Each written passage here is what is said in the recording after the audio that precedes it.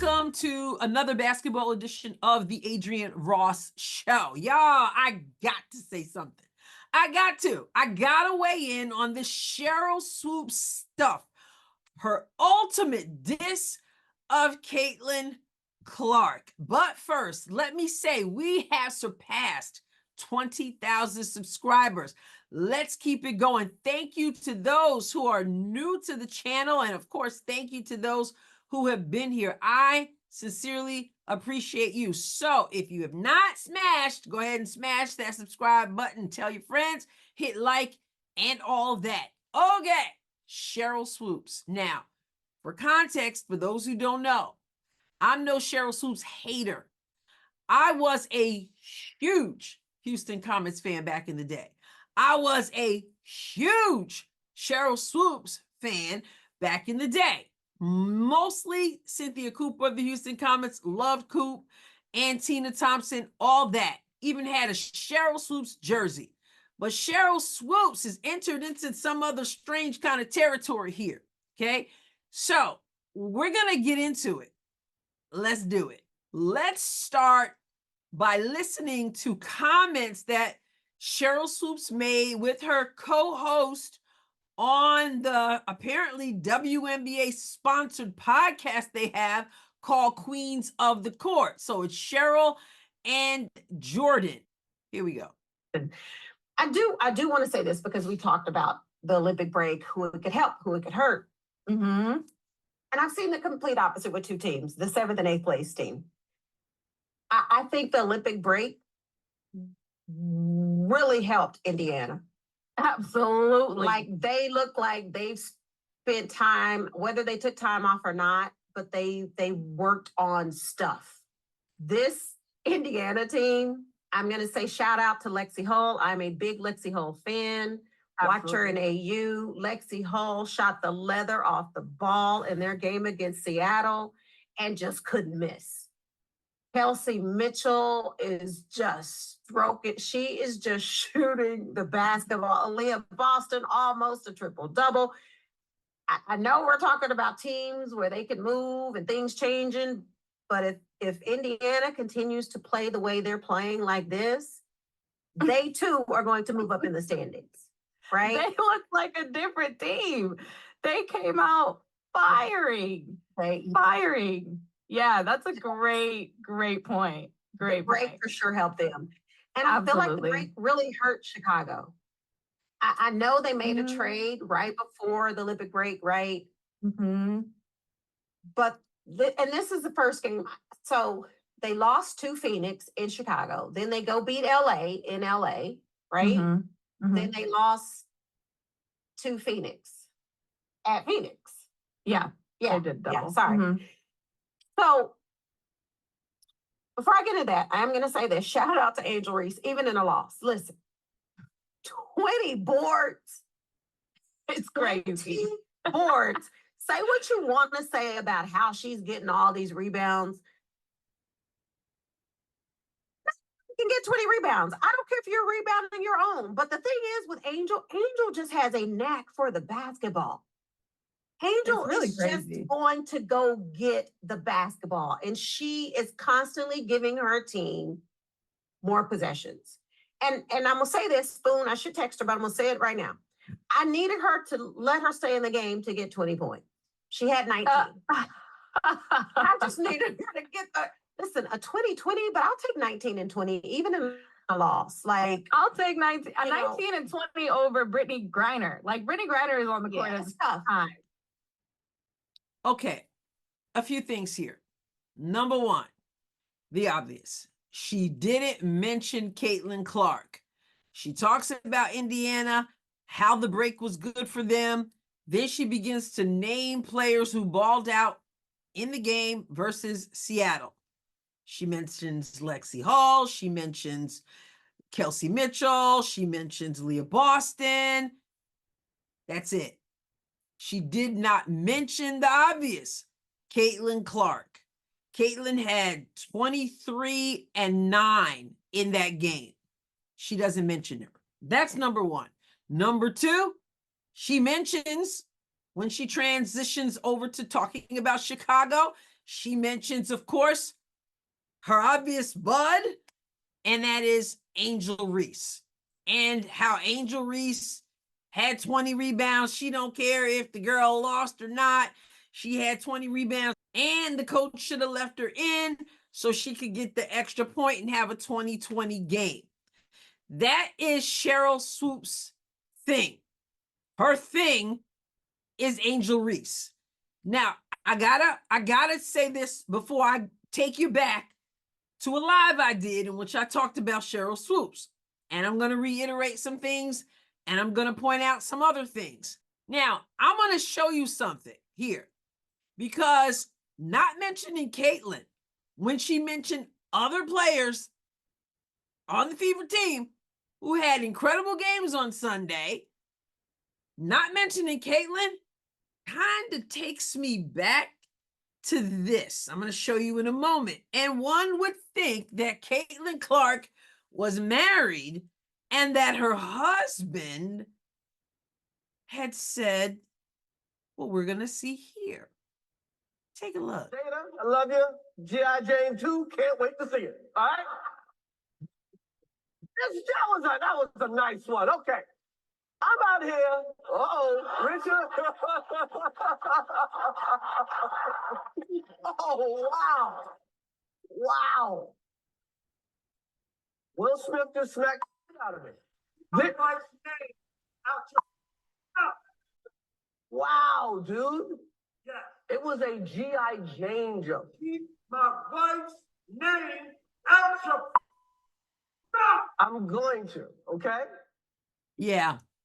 It looks like perhaps somebody had gone up to Sheryl Swoopes, knocked her in the head, and said, keep Caitlin Clark's name out your mouth. It was a joke. Keep Caitlin Clark's name out your mouth. So it appears as if somebody told Sheryl Swoopes not to mention Caitlin Clark, because what other reason could there possibly be that when talking about the game on Sunday or talking about any game involving the Indiana Fever, how do you not mention Caitlin?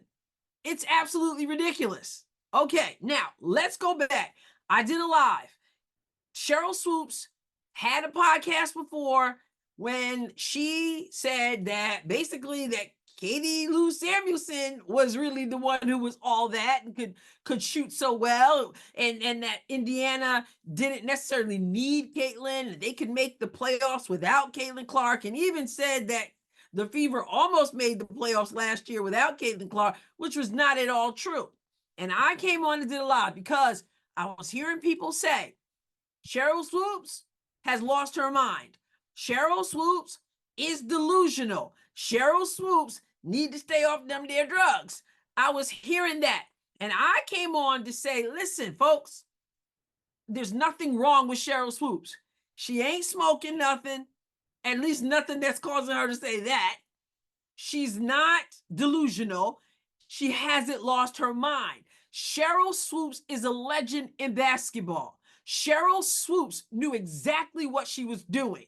Sheryl Swoopes was trying to make a case for Angel Reese. So she came out and said, they don't really need Caitlin Clark, but Chicago really needs Angel Reese.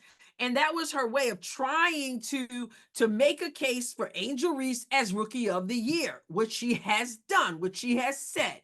Okay, and so I said to people, don't be fooled. And we went, go back and watch the video. Go find the video on my channel and check it out. Because I went piece by piece through the audio of her conversation with Jordan. And I said, not only was Sheryl Swoopes up to something, but Jordan was in on it too. So Sheryl Swoopes is saying, oh yeah, they don't really need Caitlin, etc. And then Jordan played the role and said, oh yes, they do. And she was pushing back, so it appeared, on Sheryl Swoopes.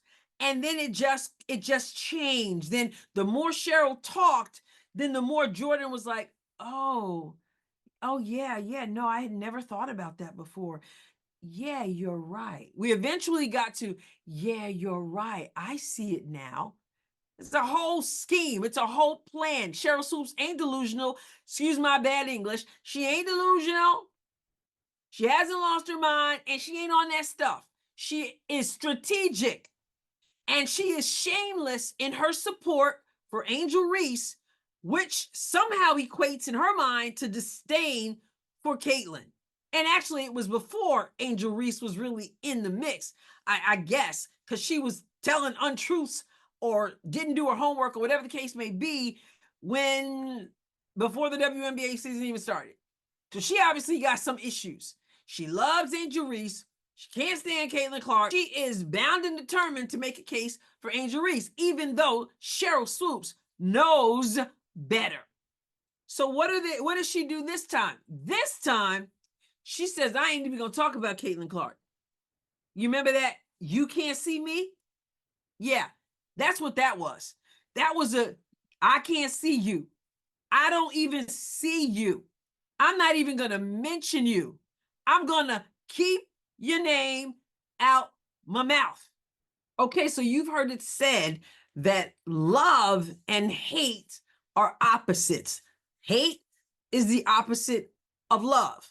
But wise people will tell you that hate is not, in fact, the opposite of love. The opposite of love is indifference. And what Sheryl Swoopes tries to do is feign indifference of Caitlin Clark. So indifferent, in fact, that you never even crossed my mind. I absolutely, totally don't see you. Therefore, I will not mention you because you don't exist. And I guess it's supposed to look like I'm not aware of you or I'm disinterested, but the truth comes out that it really is a form of utter disdain. I don't like to say hate, but haterade seems a little bit more mellow, but there's some serious stuff going on, and it's not delusional on her part. It's not her being high, as some people say. It's not like, oh, she's going crazy. No, for whatever reason, she's so disgusted with Caitlyn that I don't even see you, but we ain't fooled. And how do I know that Jordan is in on it too? There's no way, talking about that game, that a serious commentator who's just in the flow of conversation with no agenda, there's no way that sitting on the other side talking to Swoops, she doesn't then say, oh, and don't forget Caitlin Clark, she balled out. Oh, when they're talking and she's going, oh yeah, I'm a fan of Lexi Hall. Oh yeah, Leah Boston, she almost had a triple-double. Oh yeah, Kelsey Mitchell. Then obviously Jordan would have said, right, and Caitlin Clark. And even if they went on, she would have inserted Caitlin Clark. The fact that even Jordan didn't insert Caitlin Clark tells me that they're in cahoots. I'm telling you, it's a plan, it's a scheme, it's an agenda, and it's the ultimate disrespect. I don't even see you. I don't even want to mention you. I'm going to act like I didn't even think of you. And the fact that Jordan doesn't insert Caitlyn tells me she's in on it. That was planned. I'm not going to mention Caitlin Clark at all. Because again, if it was an oversight on her part, and there is no oversight of Caitlin Clark, but if there were an innocent oversight, Jordan, since they're there talking about basketball, since they're there talking about that game, and they came into it knowing that they were going to be talking about that game, then Jordan would have said something. Even she doesn't say anything. So I'm going to reiterate what I said before, y'all. Stop thinking that Sheryl Swoopes done lost it. She hasn't lost it. She's still a basketball mind. She understands the game, but I don't even see you. The ultimate diss. And of course, she had to know everybody would see it. But that's how blatant she is. That's how bold she is. I ain't even gonna say it. See, before she was trying to say, well, this is Caitlin Clark, and then wanting to put Angel Reese in there with her, and then trying to prove that somehow Angel Reese outdoes Caitlin Clark for Rookie of the Year, I guess. But now the jig is up. Most people ain't buying that. So now I ain't got a case. So I don't even see you. I'm going to keep your name out my mouth. Those are my thoughts. You can tell me yours in the comments respectfully.